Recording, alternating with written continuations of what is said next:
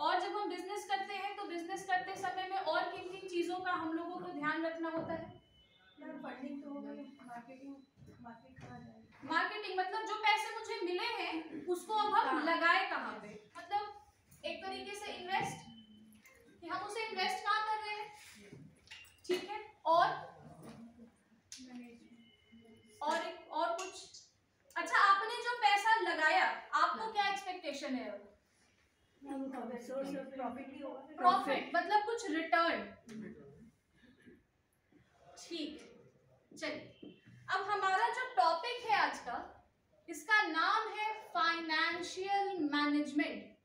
नाम सुनने में जरा लगता है कि बड़ा भारी भरकम शब्द है, तो कुछ बड़ी टेक्निकल बातें होंगी और पता नहीं शायद इसमें कौन सा हमें रॉकेट साइंस सिखाया जाए। लेकिन फाइनेंशियल मैनेज अगर मुझसे पूछिए तो आप लोग अभी से नहीं काफी दिनों से करते आ रहे हैं। अगर इस टर्म को हम तोड़ करके देखें, दो शब्द हैं, एक है फाइनेंशियल, एक है मैनेजमेंट। फाइनेंस का मतलब हो गया कि पैसे से रिलेटेड होगी बातें, और मैनेजमेंट का मतलब है दो चीजें, कि मैंने प्लान क्या किया उसको लेकर के, और मैंने उसको जो किया उसमें कहां कहां कमियां आई और उसको ठीक कैसे कर सकते हैं, जिसको हम कहते हैं प्लानिंग एंड कंट्रोलिंग।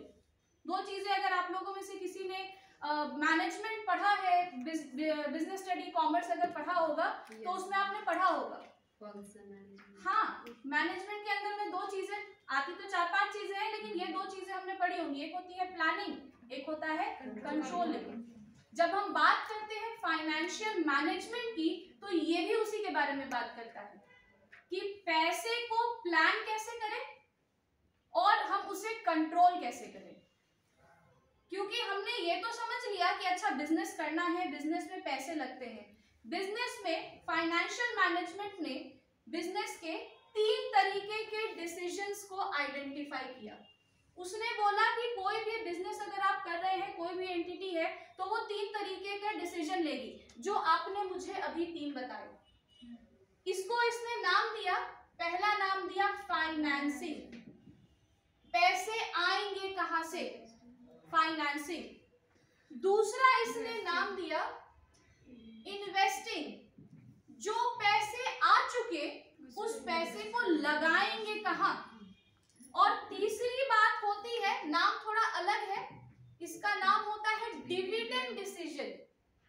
अब डिविडेंड आप लोग कंपनी के बारे में तो समझते हैं कि कंपनी जब प्रॉफिट कमाती है तो प्रॉफिट का एक हिस्सा वो डिविडेंड के तौर पे अपने मेंबर्स को, शेयर होल्डर्स को दे देती है। ये डिविडेंड भी वही है, ये डिविडेंड भी वही है, जो पैसे मैंने लगाए उस पैसे के बदले मुझे क्या मिल रहा, यही वो डिविडेंड है। अब यहां अगर हम देखें, फाइनेंसिंग की बात करें तो हम लोग सब जानते हैं, सब शुरुआत में जब एंटरप्रेन्योर होते हैं, नया बिजनेस शुरू करते हैं, तो पैसे हम दो ही तरीके से ले सकते हैं, या तो मेरे खुद के पैसे होंगे, या मेरा अपना पैसा हो सकता है, या तो मैंने किसी से उधार लिया होगा। दो ही ऑप्शन है, तीसरा ऑप्शन नहीं है। या तो मेरा अपना पैसा हो सकता है, मेरी अपनी सेविंग्स होगी, मेरा अपना कुछ पहले का इन्वेस्टमेंट होगा जिसको कि मैंने तोड़ के दूसरे बिजनेस में लगाया, वो मेरा पैसा। और दूसरा ऑप्शन हो सकता है मैंने किसी से उधार लिया। अब सवाल ये उठता है कि जब आप फाइनेंसिंग मतलब पैसे कहां से लेंगे ये डिसाइड करने जाते हैं, तो आपके पास दो ऑप्शन होता है। एक आप कहते हैं मेरा अपना पैसा, इक्विटी, ये मेरा अपना पैसा है, और दूसरा पैसा है डेट, लोन। इक्विटी मेरा अपना पैसा है जो मैंने अपने सेविंग से अपने तरफ से लगा दिए। डेट, इसके बड़े सारे तरीके जो हम लोग सब जानते हैं। एक होता है अपना बैंक से लोन ले लिया, अगर कंपनी है तो कंपनी थोड़ा बहुत डिबेंचर वगैरह इशू कर देती है, और भी 3-4 तरीके के सोर्स है, तो बड़े सारे इसके अपने ऑप्शंस हो जाते हैं, ऑप्शन खुल जाते हैं। सवाल ये उठता है कि जरूरत क्या पड़ी है, मेरा अपना पैसा है, हम अपना पैसा लगा लेना, क्या जरूरत है हमें कि हम ये डिसाइड करने जाएं कि भाई बाहर से भी पैसा लेके आना है, क्या जरूरत है कि हम लोन पर पैसा लेकर के आए। सुनिएगा, एक ओनर है, ओनर ने अपनी कंपनी बनाई, जितनी प्रॉफिट वो सारा किसका, लगाया है ना, सारा पैसा वो खुद लेकर के जाएगा।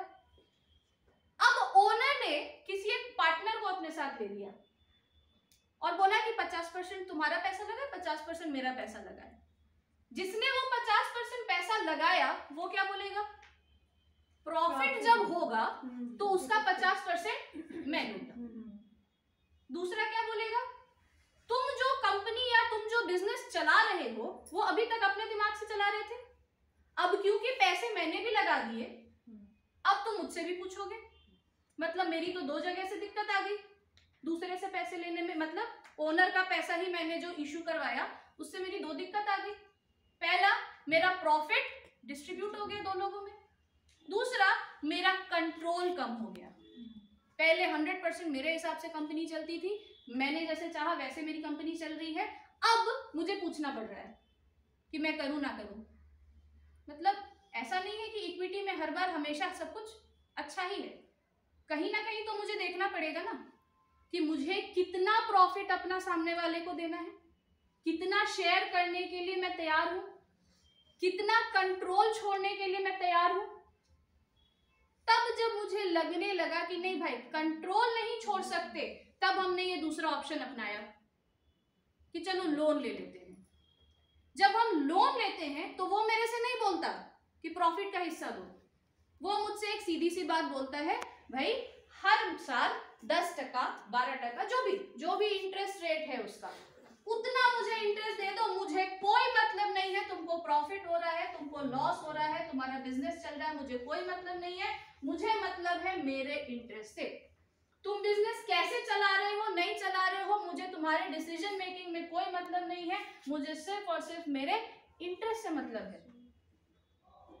तो यहाँ पे मुझे सोचना पड़ेगा, मुझे डिसाइड करना पड़ेगा फाइनेंशियल मैनेजमेंट, कि मुझे सोचना है मैं पैसे लाऊं कहां से, मैं कितना अपने कैपिटल को, जिसको हम टर्म बोलते हैं डाइल्यूट करूं, मेरे कैपिटल, मेरे ओनरशिप को मैं कितना ज्यादा डाइल्यूट करूं, मैं कितना रिस्क ले सकती हूं। ये सवाल जब आता है तो हमारा जवाब फाइनेंशिंग डिसीजन से मिलता है।